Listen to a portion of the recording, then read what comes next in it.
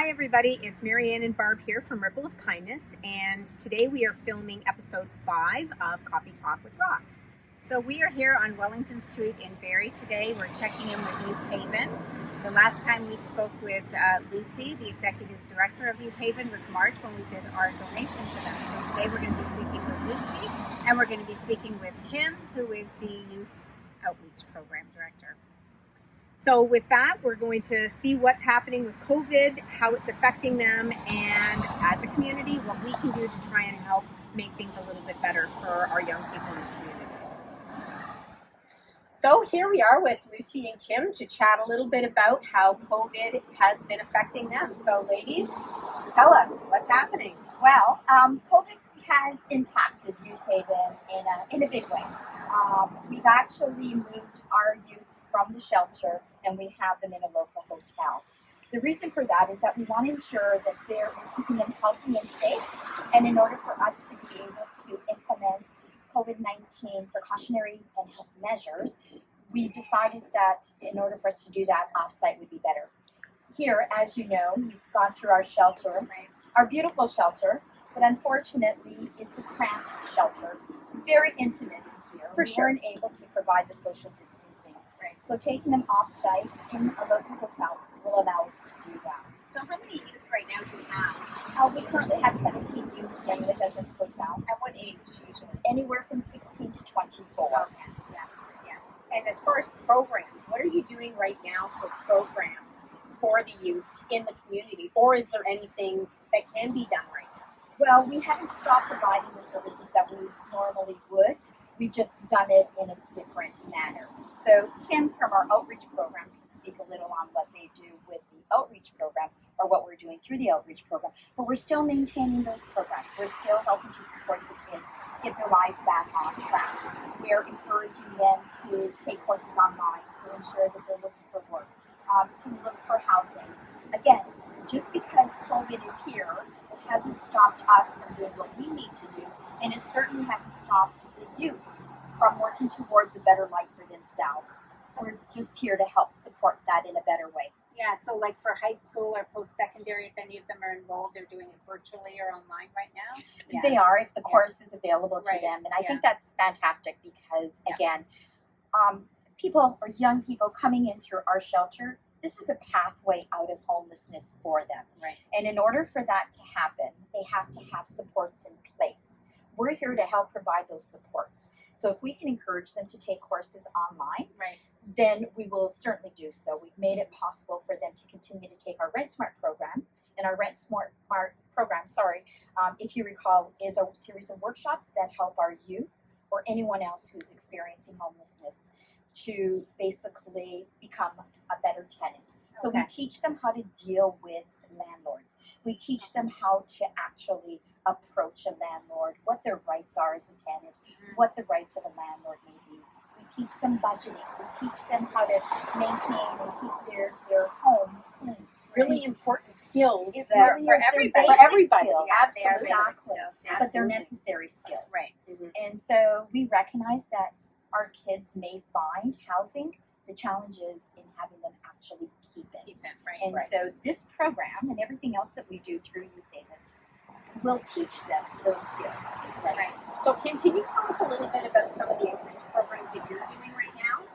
Yeah, sure. A lot of the outreach has moved basically to video conversations and stuff like that. And a lot of it has been working with the youth in dealing with COVID, because there's been a lot of youth experiencing anxiety and a little bit of depression since the pandemic happened. The isolation too, right? Yes. So we've done a lot of video chats, a lot of phone conversations and stuff like that.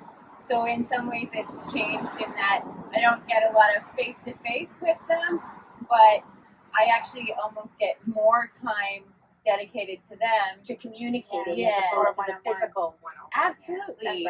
And we've been able to provide care packages and stuff like that for the youth. It's just different now because we'll drop it off on their front door. Right. And so a lot of front porch drops happening. Yes, a lot.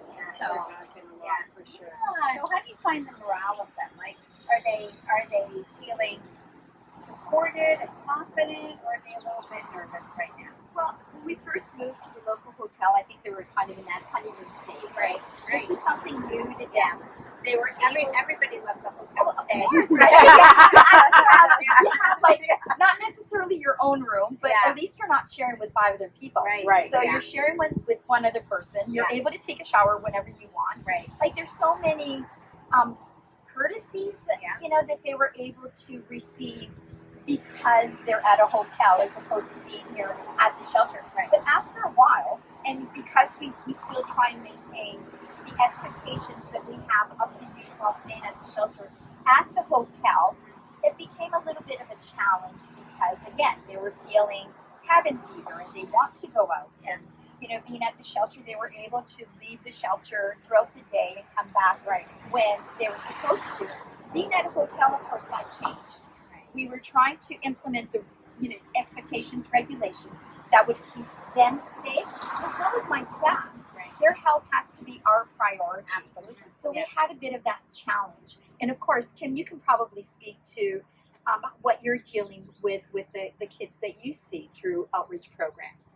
Yeah, I'm getting a kind of a mixture of both. I'm getting people who are really struggling with not having interaction with people, and this has been a really difficult time. And then I've kind of had a weird where it's gone the other way, and I'm having people who are really thriving because they don't have that social element. If they're experiencing social anxiety and stuff, they've decided to go back to school.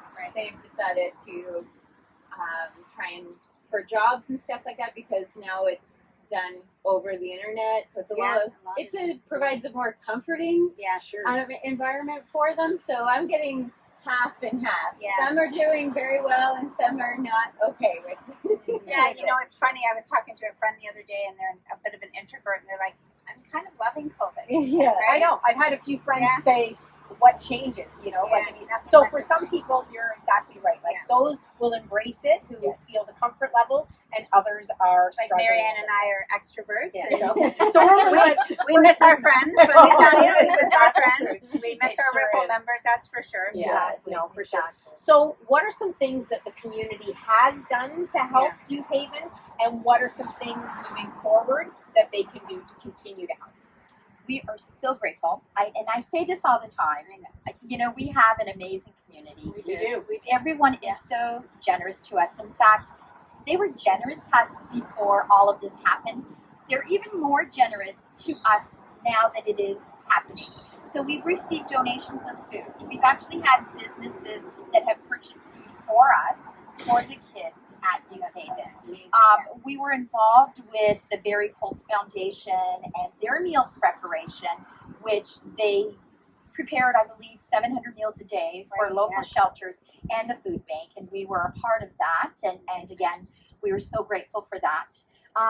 But we've had individuals make donations to us, monetary donations, and of course, as much as I hate to say that everything that we receive we're so grateful for, bottom line is we still have to have the resources, financial resources, to maintain our shelter and to be able to provide the programs and the services. So of course we don't say no to money coming in. So if somebody wanted to donate, any of our members, where would they reach out to? They can actually go onto our website and make a donation. We have an online button that says donate here, and we would happily and gratefully take the money. It's www.youthhaven.ca. Perfect. Now, so I know the kids aren't here, probably the majority of your staff aren't here either, right? You're all working virtually? We are. So is there anything that needs to be done around here? Because I know I'm looking around, looking at some gardens, and I know we have some Green Thumb Ripple members that may want to come and help weed. Would you be open to We that? would definitely be open to that. As you see, we do have a beautiful garden. They have a beautiful garden. We It's do. absolutely. Needs a little TLC. Just needs a little bit of work. This is truly a community garden. It is. There's Vegetables. What kind of vegetables do you have right now? Do you know? Yeah, Yeah. we have lots of tomatoes, Yeah. various kinds. We have Roma and we have the Tiny Tims. Yeah. We have cucumbers and potatoes, Right. beans and carrots. So anybody that knows anything about plants, they would welcome, Of right? course And we welcome would. some Yes, help and a little bit of definitely. weeding and pruning and Definitely. Right, And yeah. now would be a perfect time to do it because Because no our one's here. kids are actually Yeah. off site. That's what I was Right? saying. So Yeah. it would be nice to have people come in and also we are just getting everything ready for when the kids do return to the shelter. Yeah. So there's going to be work involved where we have to prepare the shelter for COVID regulations, I guess. Right, yeah. And so if anybody is interested in helping us to ensure that we're doing the right thing and that we actually are implementing in a way to meet all regulations, health and safety regulations, and you want to be able to help us with that, please give us a call. For sure. You know, or send So me an email. what's the timing for that? When do you think the kids are coming back? We don't know. No. And unfortunately, I know that everything is starting to open up right now, and I think that's why everyone's really getting anxious and excited for the outside. We're still working with the vulnerable population, Right. and so in order for us to ensure that we're keeping them safe, we still have to make sure that we've got everything in place here. Yeah. But at the same time, if they're safe at the hotel, where we're practicing the social distancing and implementing all the other health and precautionary measures, then it's best that we stay there until. Yeah, that makes sense. Yeah. Yeah. We just don't want anything to happen since we're, really successful in maintaining everything at this point. Yeah. And so we see it all over the place with the United States with the cases spiking again. You just don't want to enter in too Exactly. quickly, and then you Exactly. go Right. ahead one step and three That steps is so back. right. Right. Exactly. For sure. Well, can I just say quickly? I know that, like I said, we received some really great support. Fundraising, of course, is something that we're not able to do to a great extent. But we do have an event happening on the weekend of civic holidays, so Okay. July 31st to August 2nd, I believe. It's our first inaugural backyard campout for youth. And what we do is we're just inviting our community to pitch a tent in their backyard and camp out. Make a that's donation to Youth Haven, take a picture, send it in to us, we'll include it on all of our social media. Oh, that's a great idea. It's an amazing time for everybody to get together, and COVID, of course, has brought us all closer together now. Spend some family time, have fun, share stories, gaze up at the beautiful stars at nighttime. But at the same time, we want you to know that even though camping is fun for most of us, for some of our youth, it's a way of life. It is a way of life, and it's their survival. Yeah. So please keep that in mind when you consider becoming a part of our backyard campout for youth. Awesome. Oh, That's that's a wonderful. great idea. I love how everyone's becoming a lot more creative in their Yes. fundraising efforts Yeah. to try and get the community involved as well. So that's really awesome. And That's you great. can almost encompass more of the community if you're doing it in your own backyard. Exactly. Because there's no limit to tickets. Exactly. Yeah. You were right. Yeah. Yes. Great. Well, it was great checking in with you ladies. Thanks so much, and thanks for all the work you do for our youth and our community. And thank you for your tremendous support Oh, of us too. It's Okay. our pleasure. Thank you. It Our was pleasure, all for sure. all of our members. Yeah. Yes, to all Yeah. of them. Perfect. Thank Thanks you. so much. Thank you.